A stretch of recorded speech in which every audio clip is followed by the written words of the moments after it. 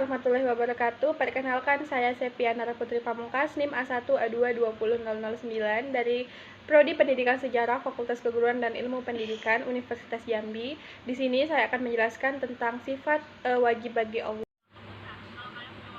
Yang pertama yaitu sifat yang wajib bagi Allah. Yang pertama yaitu wujud, artinya ada. Maksudnya Allah adalah zat yang pasti ada dan dia berdiri sendiri. Yang kedua ada kidam yang artinya awal. Kidam memiliki arti terdahulu, maksudnya Allah Subhanahu wa taala adalah seorang sang pencipta yang menciptakan alam semesta dan isinya. Yang ketiga baqo atau kekal. Sifat wajib bagi Allah selanjutnya adalah baqo. Allah Maha Kekal, tidak akan punah dan binasa. Yang keempat adalah mukhalafatul hawadisi atau berbeda dengan makhluk ciptaannya, karena Allah berbeda dengan manusia maupun makhluk lain. Yang kelima qiyamuhu binafsihi atau berdiri sendiri. Maksudnya Allah Ta'ala berdiri sendiri, tidak bergantung pada siapapun. Yang keenam wahdaniyah atau tunggal. Allah lah satu-satunya Tuhan pencipta alam semesta. Yang ketujuh kodrat atau berkuasa. Sebagai pencipta Allah Maha Kuasa atas segala sesuatu. Yang kedelapan irodat atau berkehendak. Kalau sudah 1 menit, pause ya.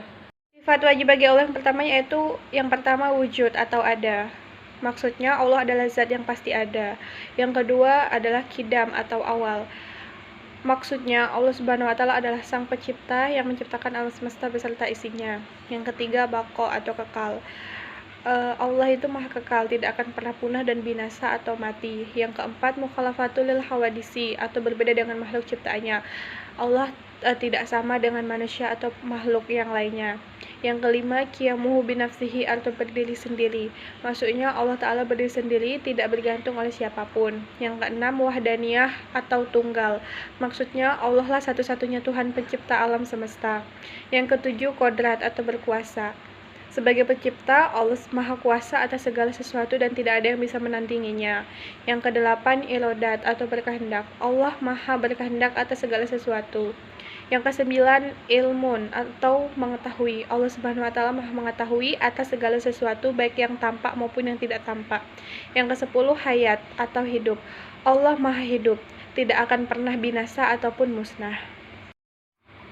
Yang ke-11 sama atau mendengar. Allah Maha mendengar apa yang diucapkan hambanya, tidak akan terlewat olehnya. Yang ke-12 basor, melihat. Termasuk dalam sifat wajib Allah, semua yang ada di dunia ini tidak luput dari penglihatan Allah Subhanahu wa taala. Yang ke-13 kolam atau berfirman. Melalui firman-Nya Allah memberikan tugas kepada nabi dan rasulnya. Yang ke-14 qadiron atau berkuasa. Allah telah dijelaskan bahwa hampir kilat itu menyambar penglihatan mereka. Setiap kali sinar itu menyinari mereka, mereka berjalan di bawah sinar itu, dan bila gelap menimpa mereka berhenti. Jika Allah menghendaki, niscaya Dia akan melenyapkan pendengaran dan penglihatan mereka. Sesungguhnya Allah berkuasa atas segala sesuatunya. Quran Surat Al-Baqarah ayat 20. Yang ke-15 muridan atau berkehendak. Apabila Allah sudah menakdirkan sesuatu, maka tidak ada yang dapat menolak kehendaknya. Yang ke-16 aliman, mengetahui. Artinya Allah Maha mengetahui atas segala sesuatunya. Yang ke-17 hayyan, hidup. Allah Subhanahu wa taala selalu hidup dan dapat mengawasi hamba-hambanya karena tidak pernah hidup. 18 sami'ah, mendengar. Allah memiliki sifat wajib sami'an yang berarti mendengar. Tidak ada yang terlewat bagi Allah dan tidak ada pula yang melampaui pendengarannya. Yang ke-20 basiran, artinya melihat. Basiran juga memiliki arti melihat. Allah selalu melihat dan mengawasi hamba-hambanya. Yang terakhir mutakaliman atau berfirman atau berkata-kata. Mutakaliman juga berarti berkata-kata. Allah berfirman lewat kitab-kitab suci yang diturunkan dan disampaikan oleh para nabi dan rasul. Kemudian sifat yang harus bagi Allah Subhanahu wa taala. Yang pertama yaitu sifat nafsiyah. Wujud artinya ada, yang ada itu zat Allah Ta'ala. Lawannya adum, artinya tiada, yaitu mustahil, tiada diterima oleh akal. Sekali-kali dikatakan Allah Ta'ala itu tiada. Yang kedua sifat salbiyah. Adapun hakikat sifat salbiyah itu wahiyat dalat ala lofi malakaliyuku billahi azza wa jalla. Artinya barang yang menunjukkan atas menafsikan apa-apa yang tiada patut dan tiada layak pada zat. Berikutnya sifat iftikhar, artinya sifat berkehendak. Hakikat sifat iftikhar Wa muftaqirun ilaihi kullu ma'adahu, artinya berkehendak tiap-tiap yang lainnya kepadanya. Berikutnya sifat yang mustahil bagi Allah. Yang pertama adam, artinya tiada, merupakan kebalikan dari sifat wujud.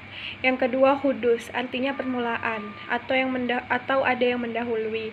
Ini adalah kebalikan dari sifat kidam.